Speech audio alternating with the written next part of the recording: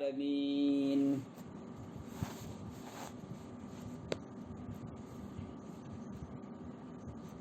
معزز سامعین، میں نے قرآن پاک کی ایک آیت بلکہ آیت کا ایک حصہ اور نبی کریم صلی اللہ علیہ وسلم کا فرمان کا ایک ٹکڑا موقع کی مناسبت سے میں نے آپ حضرات کے سامنے پڑھا۔ اللہ آیت کریمہ اور حدیث نبوی کے جز پر مجھے بھی عمل کی توفیق عطا فرمائے اور آپ سبھی حضرات کو بھی عمل کی توفیق عطا فرمائے۔ حضرت معاذ رضی اللہ تعالیٰ عنہ ارشاد فرماتے ہیں کہ میں نے نبی اکرم صلی اللہ علیہ وسلم سے ایک مرتبہ درخواست کی، اے اللہ کے نبی علیہ السلام، آپ مجھے ایک ایسا عمل بتلا دیجئے جو جنت میں لے جائے اور جہنم سے دور کر دے۔ تو نبی اکرم صلی اللہ علیہ وسلم نے فرمایا، لقد سألت عن امر عظیم، آپ نے بہت مشکل سوال کیا، آپ نے بہت بڑا سوال پوچھا۔ یہ نبی کریم صلی اللہ علیہ وسلم نے اس لیے کہا کہ اس سوال کا جواب ایک تو زبانی بتا دینا، وہ تو میں ابھی آپ کو بتا ہی دیتا ہوں، لیکن اس سوال کے مطابق عمل کر کے آخرت میں کامیاب ہو جانا، جنت میں چلا جانا، جہنم سے بچ جانا، یہ بڑا مشکل مرحلہ ہے۔ پھر آپ صلی اللہ علیہ وسلم نے یہ جملہ ارشاد فرمایا، یہ مشکل مرحلہ ضرور ہے، لیکن جس کے لیے اللہ پاک آسان کر دے اس کے لیے کوئی مشکل نہیں۔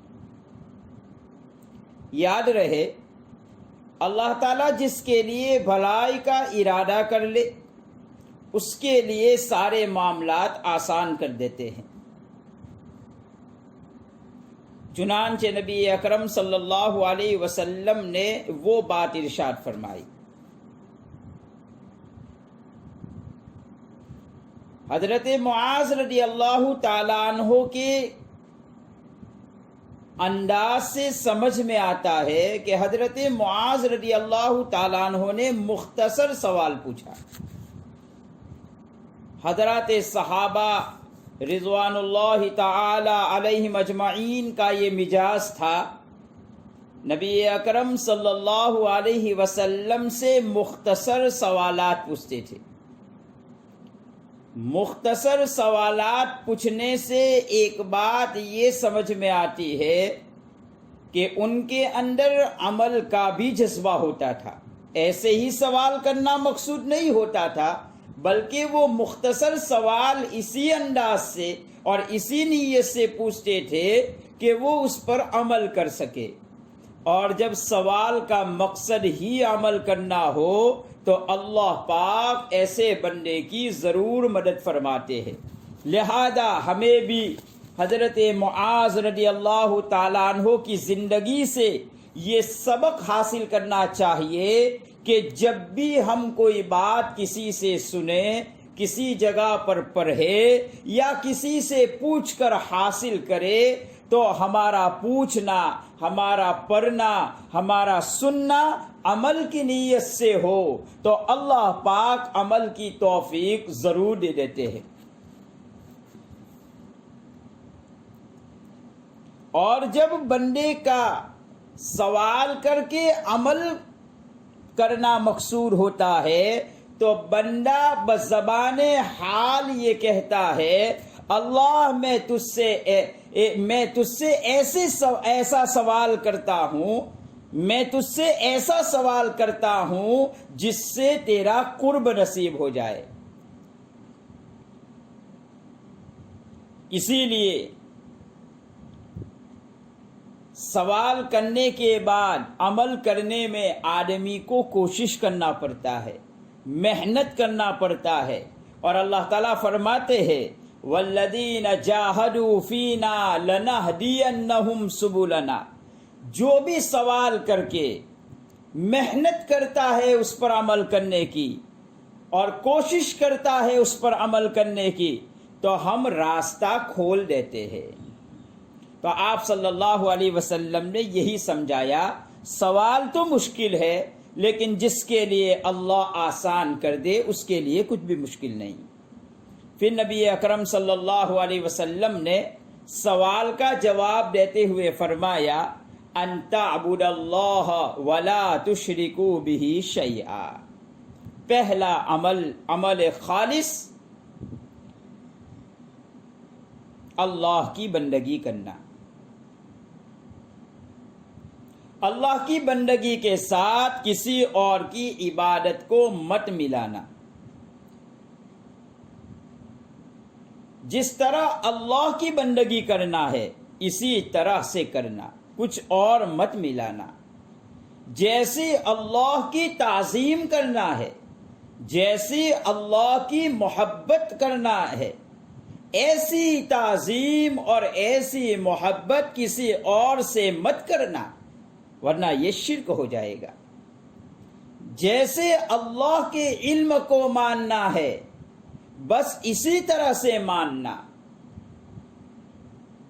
اور اللہ کے علم کی طرح کسی اور میں ایسا علم مت ماننا۔